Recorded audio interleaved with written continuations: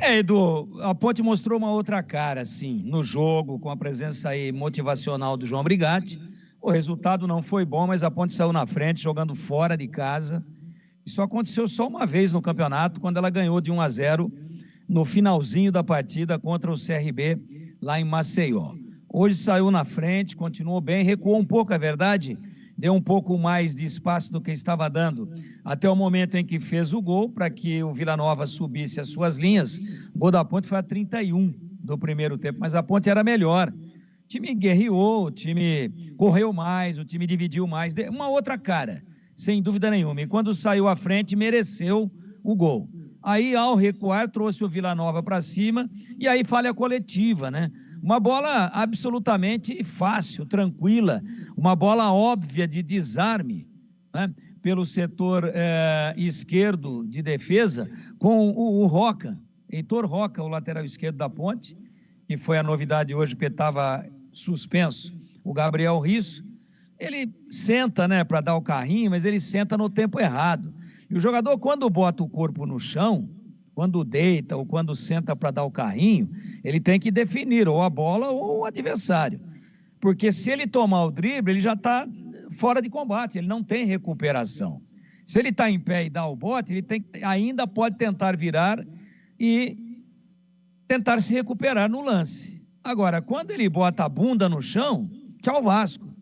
Aí ou corta na bola, ou faz a falta e mata o lance, ou fatalmente ele fica fora de qualquer tipo de ação.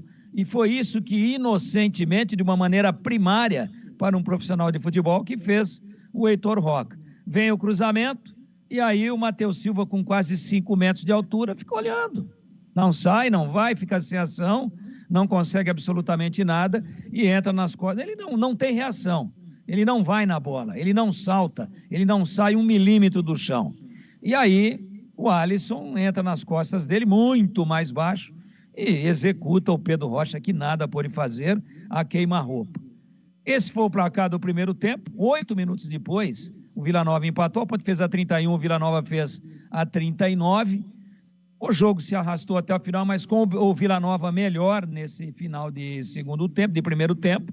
1-1, a Ponte levou, conseguiu segurar o samba e levou 1-1 para o vestiário. Veio o segundo tempo e a Ponte voltou bem de novo, pressionando, linhas altas, criando oportunidades. O Iago Dias teve a bola do jogo cara a cara, mas aí há mérito também do zagueiro que se jogou na frente da bola.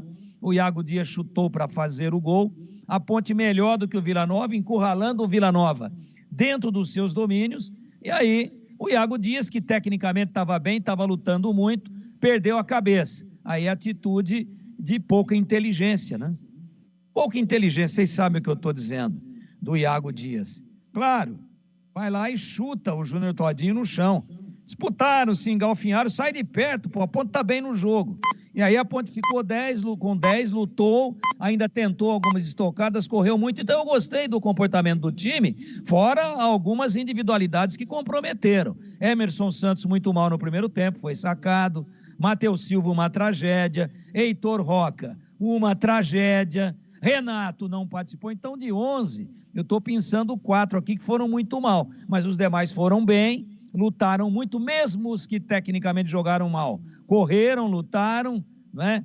Guerrearam dentro de campo. A Ponte mostrou uma outra cara, mas o roteiro se repetiu. Perdeu um jogador no começo do segundo tempo contra o Paysandu, tomou a virada.